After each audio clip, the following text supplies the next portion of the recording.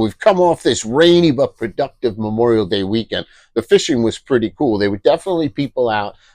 Sometimes, some days, like right here in the harbor, we had like nonstop drizzle rain, but the wind was down. So it was like perfect fishing. And there was like no shortage of striped bass or fluke to be had. The great news also is porgy have moved in.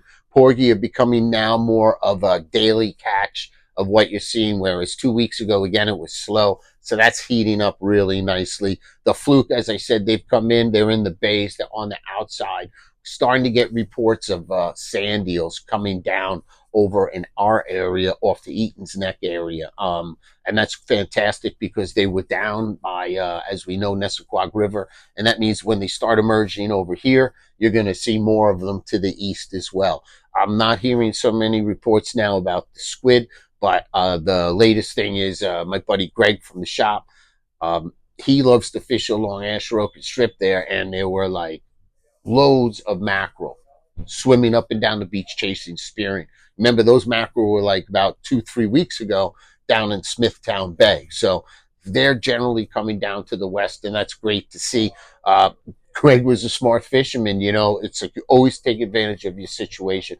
And he grabbed a couple mackerel to eat, caught a third one, cut it up, threw a chunk out, and caught himself a big striped bass and safely released it, you know.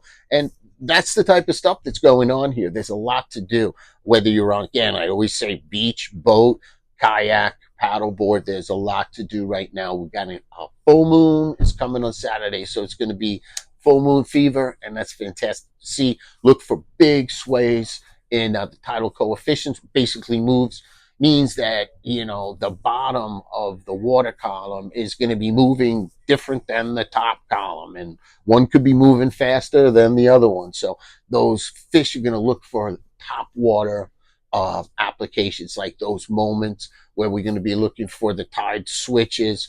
And when that heavy switch happens, you small bait fish in the columns get like really, you know, they get tired. It's like Captain James always says. He says, you know, when those bait fish run on the full moon, they get really, really tired. And that's the secret of, as the tide slack comes back, those larger predatory fish come out and just hammer the bait. So you want to time your tides pretty well if you can, and go out and have a great time. It was great to see everybody come over and help support our family business on a rainy Memorial Day weekend. And thank you very much. It was great seeing everybody. And until next week, I bid you all peace and tight lines.